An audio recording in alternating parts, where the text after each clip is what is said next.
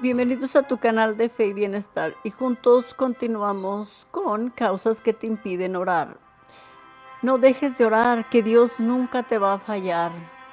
Suscríbete, dale like y comenta acerca del video. Consejos prácticos sobre la oración. En este caso, no hay más remedio que salir de este estado tan peligroso. Hagámoslo con la resolución, lo podamos con la gracia de Dios. Entonces volverás al atractivo por la oración. Pero no podemos acusar la tibieza. Los que descuidan la oración, puede haber otras causas. He aquí las principales. Primero, la primera causa, la falta de tiempo. En efecto, las ocupaciones a que se dedican muchos seglares casi no les deja tiempo para dedicarse a la oración, sobre todo durante cierto tiempo fijo y un poco notable. Más tarde trataremos de propósito esta dificultad. Por ahora basta decir que de hecho muchos seglares muy ocupados encuentran cuando lo quieren con energía e inteligencia momentos más o menos largos para ponerse en un contacto personal e íntimo con Dios. Más bien, el motivo que tienen de abstenerse de la oración es que nunca se han aplicado a este ejercicio, creyendo erróneamente que está reservado a las personas consagradas a Dios, a los grupos escogidos, cultivados e intelectuales del mundo. El solo nombre de oración les asusta. Segunda causa.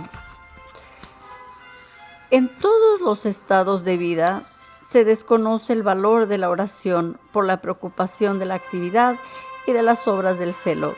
Reducida o considerable, la acción se impone a todos. A la carmelita que cocina o que borda para proveer a la comunidad de los recursos necesarios. A las hijas de la caridad para socorrer a los pobres de su barrio. A la casada que tiene que atender a su casa y educar a sus hijos, como al marido que tiene que trabajar para sostener a su familia. Todo esto es excelente, querido y bendecido por Dios. Sin embargo, hay aquí una observación importante que hacer. La acción tiene un rendimiento visible, la oración no lo tiene. De aquí que, por una especie de comparación instintiva, corramos el riesgo de no apreciar esta en su justo valor. Esta tentación no es muy fuerte si se trata de religiosos o religiosas cuyo instituto tiene como único fin la contemplación, pero fuera de allí lo es y mucho. Si nuestra actividad nos proporciona satisfacciones del espíritu, del corazón y del amor propio, si tiene una utilidad incontestable, si se impone como el deber esencial de nuestro estado, nos sentiríamos inclinados a ponerle sobre la oración, quizás aún sobre la oración vocal, y hacer de la acción lo único necesario de nuestra vida. Además, muchos en torno nuestro nos impulsarán a ello, considerando como siempre perdido el que se consagre a la oración. Otros descuidan la oración porque retroceden ante el esfuerzo que requiere el recogimiento, sin el cual la oración es imposible. La oración mental, en efecto, como todo asunto serio, requiere preparación, como lo veremos después, y no solo la preparación próxima que procede inmediatamente a la oración, sino también la remota, que consiste precisamente en el recogimiento. El recogimiento debe extenderse a todo el día y no puede guardarse sin un esfuerzo sostenido ante el cual retroceden muchas almas. Cuarto, otro, en fin, la abandonan por desaliento, la ensayaron con la mayor voluntad de tener éxito, para lo cual se esforzaron en en aprender algunos de los grandes métodos que se han hecho clásicos después del Renacimiento y han servido de libros y de meditaciones inspirados en esos métodos, pero se sintieron desconcertados por su complicado mecanismo y tuvieron la impresión de que no llegarían a adaptarse a esta manera de hablar con Dios, ni menos lograrían progresar en ella, porque se sentían tan principiantes como el primer día. La repugnaban entregarse a ese espacio de gimnasia espiritual sin más provecho del esfuerzo que tenían que hacer. Y no es que no admiraran la lógica de estos métodos, pero el fondo de su vida permanecía extraña a ella. Cuando han tratado de producir los actos afectivos como les sugería su método, les ha parecido pronunciar palabras convencionales que no expresaban sus propios y personales sentimientos.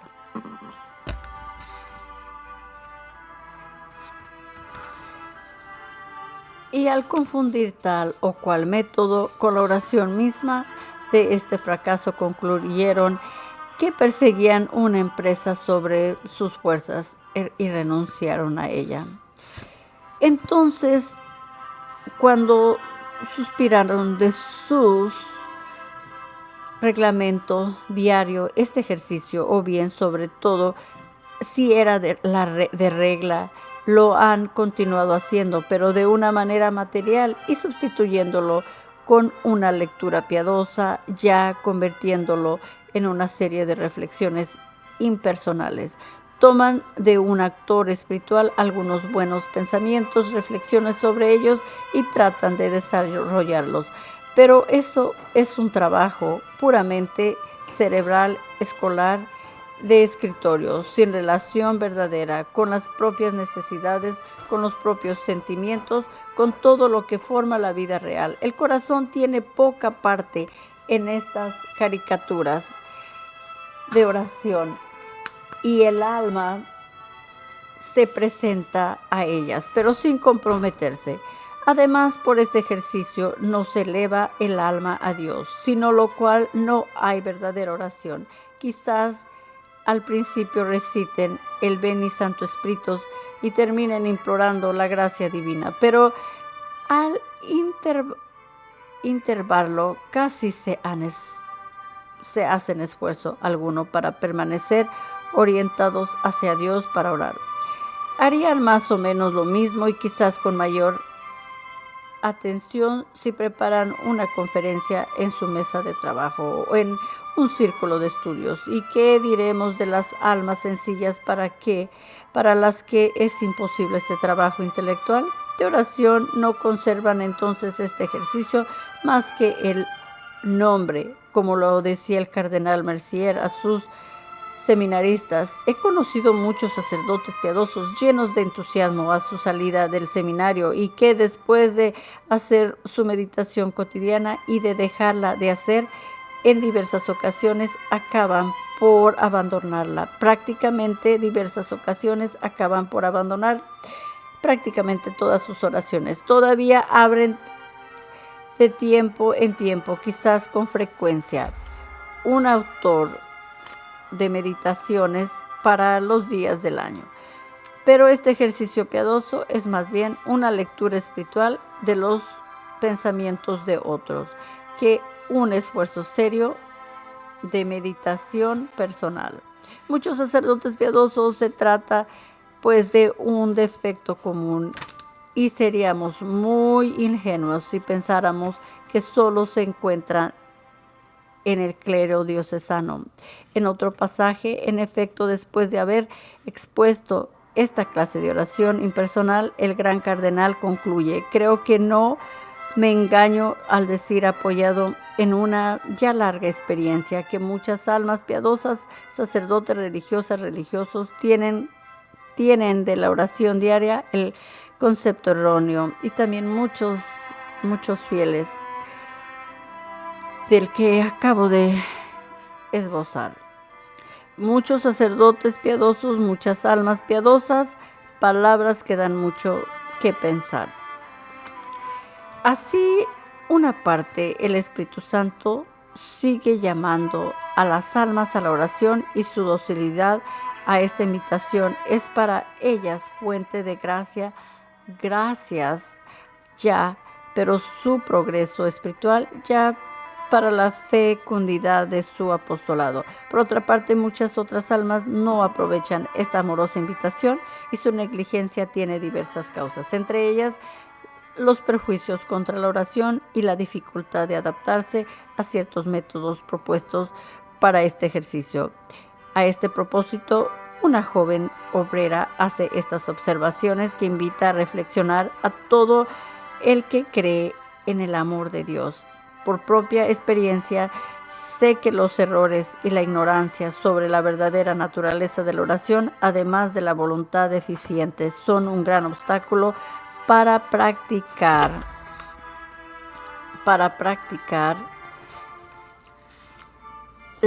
todos los días.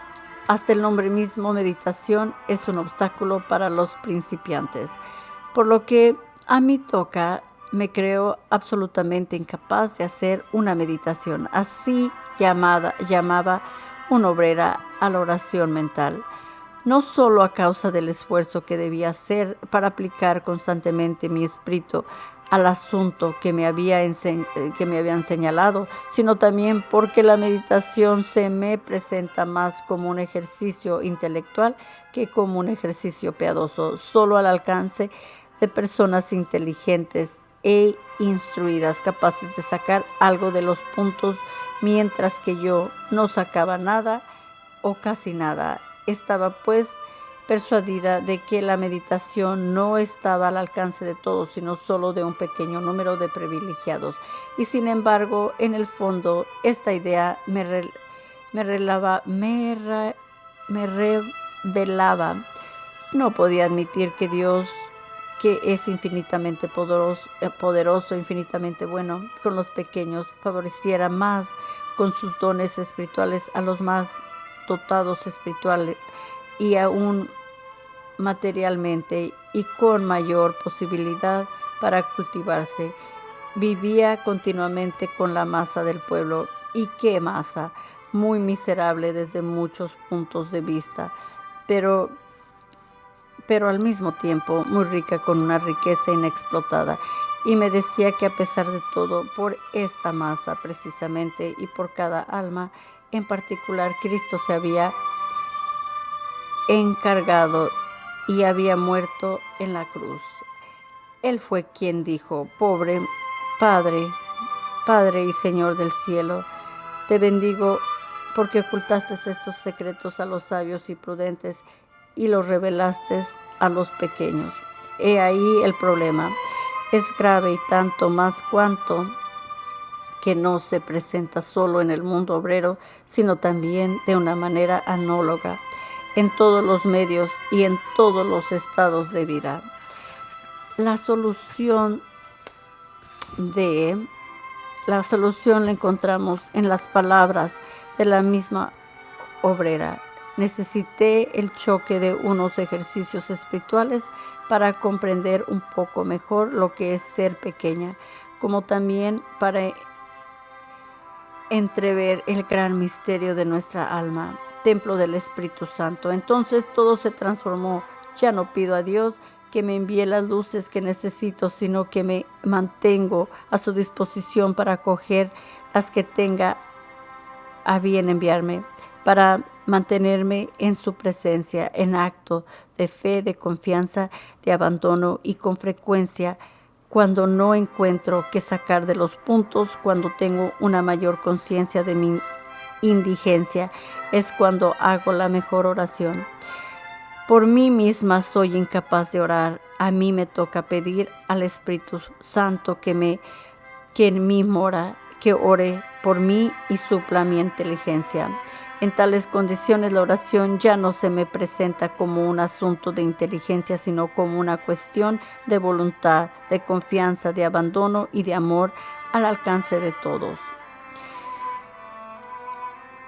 Pues de esta manera, en el curso de unos ejercicios, la gracia le hace entrever a esa joven el misterio de la habitación de Dios en su alma. Le hace comprender que su oración debe apoyarse en ese misterio y debe consistir en ejercitar en una perfecta docilidad al Espíritu Santo. Dos virtudes teologales, la fe y la caridad. La fe para mantenerse en contacto con Dios presente en su alma. La caridad para mantener con Él un afectuoso comercio lleno de confianza y abandono. Entonces, si le parece que la oración está a su alcance, tiene además la conciencia de que su caso no es un caso aislado. Tiene razón y su testimonio tan interesante expresa una de las grandes orientaciones espirituales de la vida cristiana de nuestro tiempo. El Espíritu Santo, repitámoslo, continúa llamado a las almas a la oración, pero por lo menos para muchas es un modo de hacer oración diferente de la meditación moral discutiva bien metodizada, tal como la presentan los métodos clásicos de los últimos siglos. El Espíritu Santo mueve una oración teologal de estructura muy sencilla. Poco a poco iré precisando en adelante esta distinción entre oración teologal y oración moral. He aquí lo esencial. Son muy variados los modelos, los modos de hacer oración. Sin embargo, si se quiere clasificar esos diversos modos de una manera poco científica, se pueden reducir a tres grandes grupos: la oración moral, la oración teologal y la oración mística. La gracia santificante, fuente en nosotros de toda vida sobrenatural, se expansiona en efecto para dirigir esta vida en tres grupos de fuerzas activas: las virtudes morales infusas, las virtudes teologales y los dones del Espíritu Santo. La primera de las cuales, las principales, son las virtudes cardenales: prudencia, justicia, fortaleza, templanza, regulan nuestras costumbres. La segunda, la fe, la esperanza y la caridad, nos unen a Dios. Los dones nos disponen para recibir con docilidad las iluminaciones e inspiraciones del Espíritu Santo según el grupo que domina nuestra acción. Así será estas morales, teologales o místicas, y las de la misma manera nuestra oración. La oración moral tiene por objeto las buenas costumbres.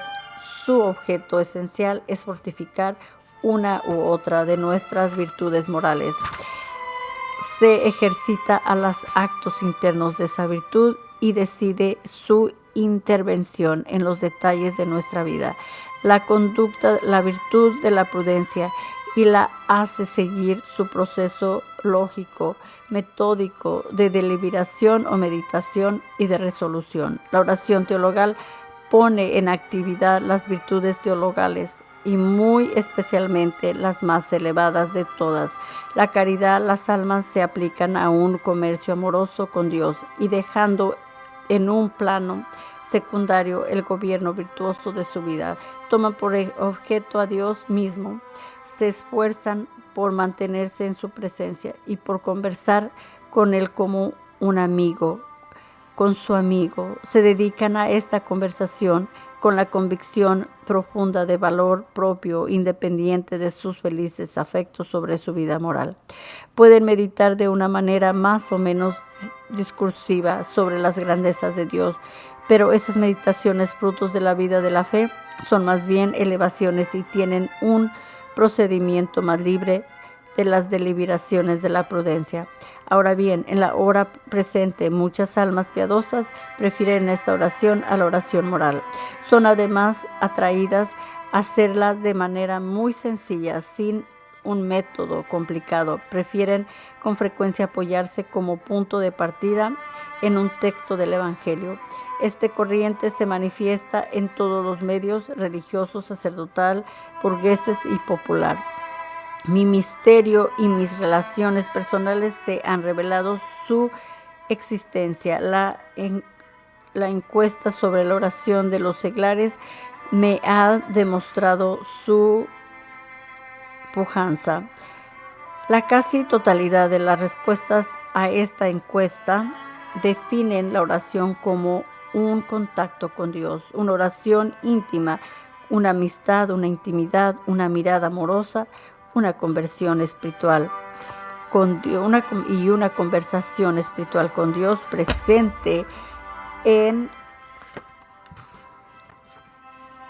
nosotros, una conversación muy sencilla con Dios, en la que el corazón se expresa como puede, una tentativa para conversar con Dios del fondo del corazón como a un gran amigo presente y silencioso en una habitación oscura. De esa oración así entendida es de la que aseguran el bien que les hace, ignoran los métodos complicados o no hablan de ellos, sino para hacerlos a un lado, porque los encuentran áridos, repulsivos, cansados, que causan miedo. Citemos como ejemplo: nunca he podido hacer oración sino con nuestro Señor. Desde mi infancia la oración ha sido para mí un comercio de adoración, de amor con Dios, que quiere hacer todo en mí, y a quien trato de darle todo el lugar, desde luego, poniendo todo mi esfuerzo en recogerme en Él prolongadamente, humildemente, después mirándolo muy de propósito, con fe en uno de sus misterios, tratando sobre todo de dejarme penetrar de sus sentimientos, dejando que me instruya Él mismo y me transforme en Él, para continuar por mi parte viviendo su sacrificio en el detalle de mi vida. De aquí la resolución: nunca he podido hacer de la oración un ejercicio sobre todo moralizador. Si trato de hacerlo, acabo por replegarme en mí misma y pidiendo toda libertad interior. No he podido tampoco encontrar el recogimiento y sacar un provecho real de la oración, sino centrándola en los grandes dogmas y haciéndola con mi Dios vivo y presente. Esta corriente no es un capricho ni una simple moda. No se explica sino por una gracia especial que Dios ha dado a nuestra época. El Espíritu Santo, siempre presente en la Iglesia, suscita en ella en cada siglo, según las necesidades especiales de las almas, grandes movimientos espirituales. Así, en la hora actual, en nuestro pobre mundo tan paganizado y tan lleno de pena, ha hecho nacer en el apostolado la acción católica, en la piedad, la comunión frecuente, una renovación con la devoción a la Santísima Virgen, el gusto por el Evangelio, el retorno de la oración litúrgica en común y a los grandes dogmas del cuerpo místico y de la habitación en nosotros de la Santísima Trinidad. La preferencia por la oración teologal es uno de esos movimientos de nuestra época, sin duda que tienen menos resonancia exterior que el movimiento hacia la comunión frecuente o a la acción católica, pero su fuerza y su provecho manifiestan su origen divino. La gracia que los suscita se apoya además en la que hacen gustar a los cristianos de nuestro tiempo las doctrinas del cuerpo místico y de la habitación en nosotros de la Santísima Trinidad. Así lo natural se adapta a lo sobrenatural. En el siglo XVII los espíritus se complacían en moralizar, en manejar bien las ideas y ordenarlas bien en discursos, y Dios los atraía a oraciones metódicas y morales. Nuestros contemporáneos nos incitan poco al esfuerzo intelectual organizado, le dan poca importancia a la composición regular, prefieren lo directo y espontáneo, y Dios en su condescendencia los invita a oraciones teologales de una forma sencilla y libre. Ayudar a las almas a corresponder a esta invitación es todo el objeto de estas páginas, pero debo advertir que de ninguna manera trato de criticar los métodos más complicados.